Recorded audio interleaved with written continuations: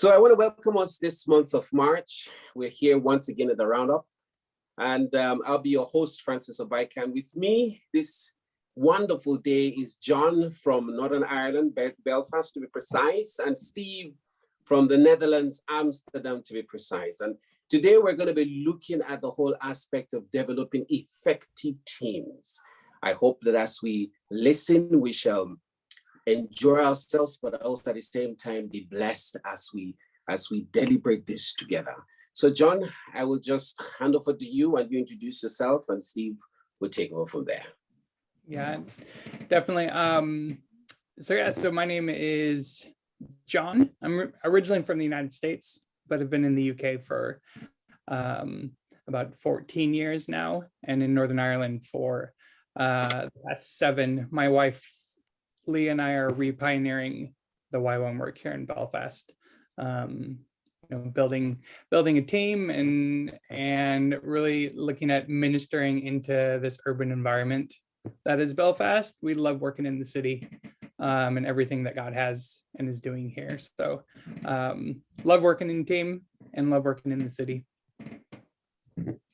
Great. Thanks, Jon. And it's good and great to be with you and also you, Francis. Good to be back and see you again. My name's Steve and living here in Amsterdam with my wife, Rhonda. I came here in 1990 as a single young guy, probably before a lot of people watching this were born. Or at least I hope people that are watching this were on the younger side. But either way, we've been married since 95 and have 3 adult children that are all studying in university. One just did her DTS in Harpenden last year. Had a variety of roles over the years, a variety of teams that I've been a part of, from leading the team here in Amsterdam, base leading together with Renier Blijleven, now co-convening for the YWAM Netherlands with Freek van Balen, also involved with the YWAM Refugee Circle for Europe, and of course quite busy with that these days. But anyway, love to be a part of this, and just think it's a great topic to be discussing today. Well, wonderful, Steve. Jon, as we just dive in this month of March, as we look into the whole aspect of developing effective teams, I think the key word there is effective teams. Now, Jon, what do you think? What are some of your thoughts on the things that you have heard, on the things that you have read, or what are your thoughts on the whole aspect of developing effective teams? Mm-hmm. I really enjoyed the variety that each of the people brought through the written word and the spoken word. Could really get something different from each person, but also there were a lot of similar veins that went through each of the things that people wrote or said. Some of those things about like communicating really well, how communication is so important in developing effective teams, like communicating well and communicating vision well, as you lead and develop people. Something that I know that I found in kind of leading team and in developing teams, having that purpose and vision and knowing how to share it can really move a team forward and grow a team together as you gather around a shared vision. So I really loved that aspect of what people shared.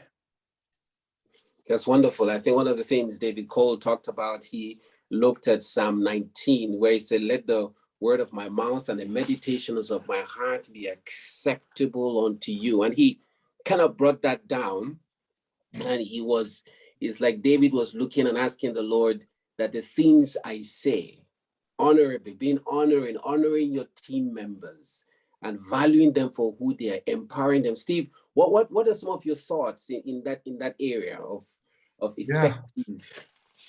Well, I remember one of the teams that I had, one of the guys on our teams was from Barbados, and he every time he would lead our devotional, he used that verse, Psalm 19:14, the words of our heart, of my mouth, and the meditations of our heart be acceptable to you. And it just made me think of that combination of both the spoken word, but also the inner word.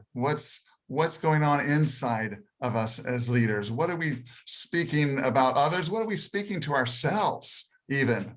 And let those be acceptable to you, O Lord. And so both the external and the internal processing, I just thought what David brought was so rich. Well, actually, everyone. It's just been a rich banquet this month and of course I think every month is in fact, but I just was getting into it. I was like loving the variety, the buffet, as it were, of what you could encounter and receive. And just on that, going further with David, I mean, just starting off with Micah 6:8, and building that up, of doing justice and loving mercy and walking humbly before God. It's just a foundational level of what God's looking for us, from us, in leading and walking with him. So anyway, just there's such a richness in this, in each of the ones, Andy, Kennedy, and the whole aspect of worship, starting with being worshipers. The whole context you see built up so much in the King's Kids storyline, that you just see him really share that out of what that means as a top performing team, as it were. And then the articles from Steve Mayers and also from Mikhail on evaluating what that means, and then what do good meetings look like? What do engaging, alive, fruitful meetings look like? And then, like you were saying, John, the story of Adam and Leah. Wow, just like I didn't want to finish that. I just wanted to keep listening to their story because it's so rich. So I don't know. I just thought it was a fantastic series of resources that people can just dive into, and short or long, get a lot out of. Yeah, that's really wonderful. John, I just want to ask you this question. When you look at, your generation, for example, a meeting, when we come for a meeting, and Andy talked about, I think that David talked about being on time, and also when you're running meetings, don't allow it to be boring. What are some of the things what do you think about that? I love how that goes into that aspect that a lot of the people talked about, valuing, your team, and the valuing aspect, a couple different aspects of valuing team. You're valuing the individual, you're valuing people's time, and you are, starting the meeting on time, you're ending on time, you're keeping the content relevant, and you're keeping the content alive and vibrant for the people in the meeting, that it's showing you value them. And as well, when there was a lot of talk about that relational aspect of team, and even within your meetings, having that relational aspect as well as the operational aspect, that I think that is really a key to growing and developing a team together, is valuing each other, and also knowing how you can value each other, because people are different and they maybe value things a bit different. There's different people from different cultures who value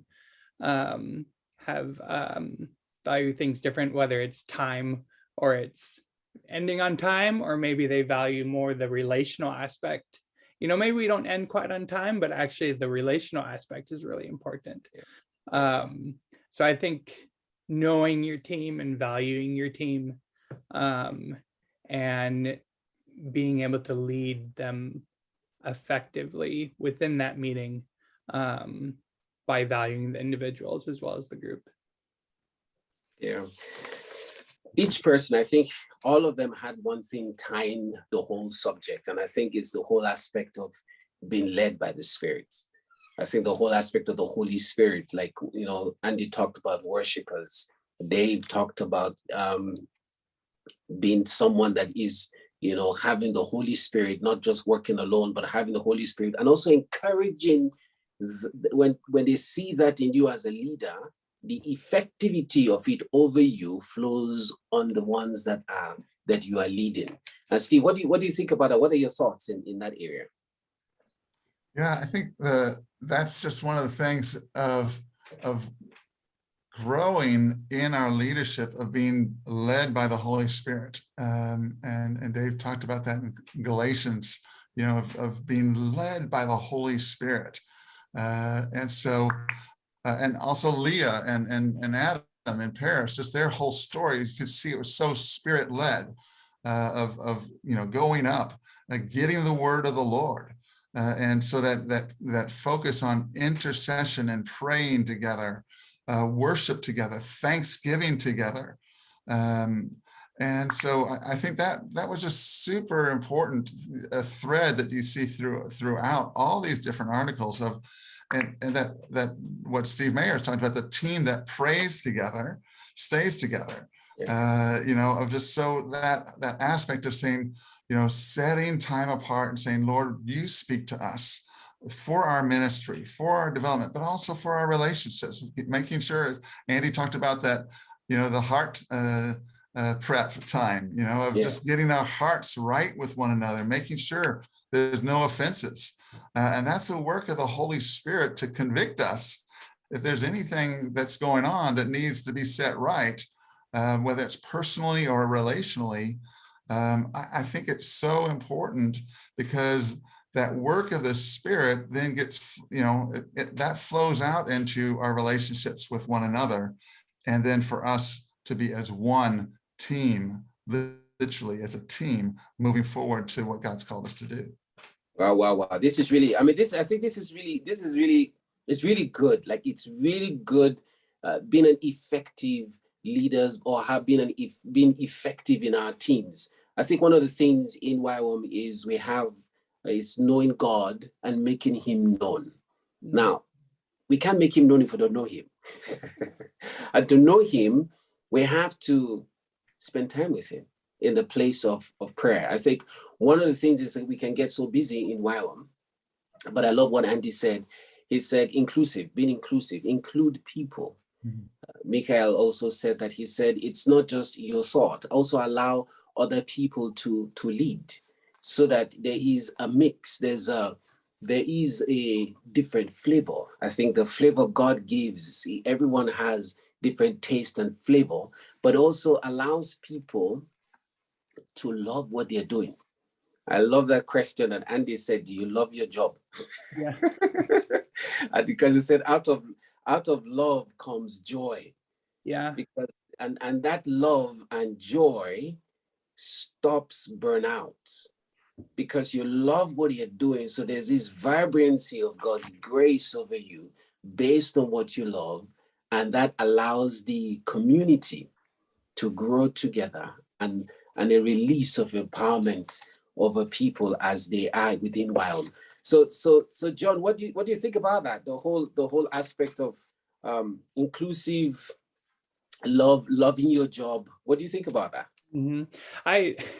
I love that as well. I loved what Andy said about at the very beginning. He was talking about having kind of cross-generational teams, you know, because I think a lot of time, I think when listening to that, I started out thinking about, you know, maybe my team context, which, you know, the age that and generation that our team is, but actually Andy bringing in that idea of like, you know, having younger generation, even kids, as a part of those teams, and how do you, and then older people as well, and the richness that brings, and I think the joy, you know, that brings having a cross-generational team, and also in the trying to remember what it was in Lee and Adam also talked about having that culture of Thanksgiving and gratitude and the joy that brings. I know in our team we try and practice that attitude of looking at what are we thankful for, and how that turns our eyes, from inward, it turns our eyes outward and upward, off of ourselves and onto God and onto other people. And that really brings a lot of joy, I think, in our lives. And that makes us a more effective team when we don't have our eyes on ourselves all the time, but we're looking upward and outward. Yeah. Humility. What a word. I think one of the things about humility is Dave said, people pray and ask the Lord to humble them. He said, I would rather humble myself than allow the Lord humble me. That's Steve, what do you think about that humility? Oh, wow. Well, I think that's one of the things that God has graciously built into YWAM in a number of ways, both by teaching. I remember one of the very first teachings I ever sat in was Joy Dawson talking about humility. Yeah. She had 17 points on humility. And I was like, wow, there's a lot there. And so, but also working with one another in teams brings humility because you realize you don't have it all and you need each other. And you need God, actually, most of all, but you need God in and with one another. And I think that walking in humility, that you go, I don't have everything. I need you. We need each other. That's a way of living it out. I thought that was an interesting comment from Dave as well, that we go, hey, I'd rather not pray for it. I'd rather live it out, because it will come one way or the other. So yes. Anything else, John? You wanna add on that? That idea of humility, of being known for who you are, is so important in a team to have that humility as you operate together, and to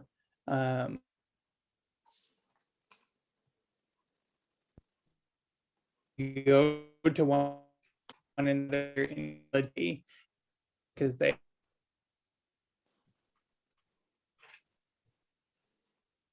other people spoke about like being, and that was, I think, in having that aspect of humility in your life was so important. Keeping the clear heart towards one another, I think, is that aspect of being humble and being willing to go to people and have people come to you.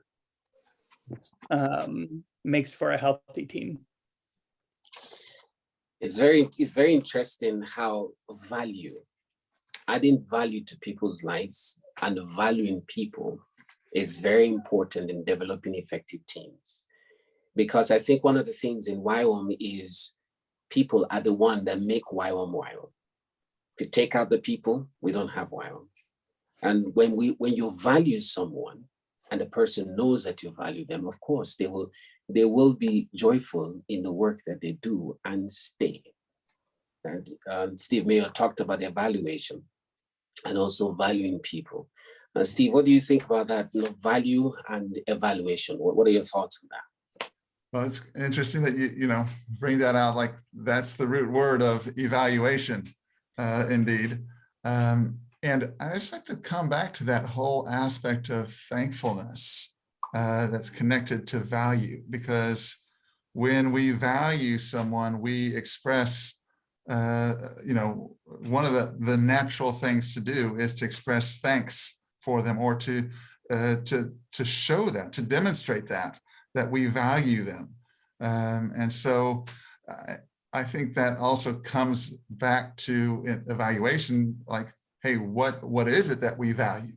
And that's shown by what we do, how we live our lives, how we're functioning as a team. Steve has a great grid for that, using the word evaluation as an acronym for evaluating how you're doing as a team. So super resource for teams to get into. But to look at, okay, what are we actually doing good? That reflects what we value. Where could that improve? Where are the things that we want to improve? Because that also reflects, hey, what is it that we value, where we're going, hey, this isn't happening like we want to see. And as leaders, we need to be able to speak into that, whether it's for our own lives to start with, or for the team that we're immediately leading, or those that we're influencing. So I think that whole aspect of value and evaluation are really interconnected. And I think thankfulness is a huge part of that. Like I know one of the things when we would do evaluations of different courses that we would run, we'd just take time to sit with those who presented that day and say, hey, what went well? And let them put it into their own words, what went well. And then have everyone else say what went well, what is good. And then not just say what went wrong, but the next time we do this, what can improve? And it was just starting with the person. Some people would start otherwise, but either way, but just going, hey, how can we recognize what's good, and how can we get better together? So I think that's kind of the simple approach, but there's, great tool from Steve Mayers in that. Wow. I think one of the things is that we can go as long as this, because this is really interesting. And I just want to say that as we slowly come to an end, I want to ask you both, I will start with Jon, what will be your giveaway to develop effective teams from your perspective? What will be your giveaway? And before that, I just want to say this, that as those of you who are listening, I really want to encourage you. Really, there is a lot of stuff on the ELLC that you can really get your people to watch. Don't start a meeting. Just give them the link. Let them check it out. This is really great stuff. So, Jon, what do you think? What would be your own giveaway? Mm-hmm. I think the leading with the Holy Spirit, being led by the Holy Spirit, because that really goes into every aspect of developing the team, whether you're communicating, you're developing a vision, or you're in your team interactions. If you're following the Holy Spirit, those interactions are going to be so much more rich and so much more valued by yourself and by other people. And also, I loved that having an outward aspect of a team. You're not just inward looking on your team, but you're looking outward as well. Like, how are you blessing the people around you? How are you outward focused as a team? Helps you to, I think, maintain perspective on why you're doing what you're doing. Yeah, that's wonderful. Steve, what would be your... That was so good, Jon. I noticed one thing that kind of a thread that ran through, as well as the Holy Spirit, was eating together. Food seemed to be a common theme of all these, of that fellowship, that building that relationship, relational bonds with one another, and doing that around food is a great way, of course. But that's really one of the keys, is building those relationships of trust and fellowship, and where you can share your lives with one another for a greater purpose. And then I think another thing that just struck me personally, kind of along that line of culture of Thanksgiving and positivity as a leader, like, hey, what we do is what is going to get modeled. And if we're positive with others, if there's faith in our hearts, whatever the circumstances, that we start with Thanksgiving, that's going to spread to others. And so that culture of positivity, of Thanksgiving. And I thought one other thing I just wanted to mention, it's going to be a little bit buried unless you watch all the way to the end of that last video from Leah and Adam. but there was a book recommendation there called Rare Leadership. And that actually all has to do about building a culture of joy in our leadership. And so I highly recommend that. And just like weaving that into how do we encourage one another and again, like Jon was saying, that outward focus of the purposes that God has for us in our teams. He's brought you together for a reason. And so how do we live that out as fully? I mean, I think joy is the prime emotion of God. So how do we live that out together?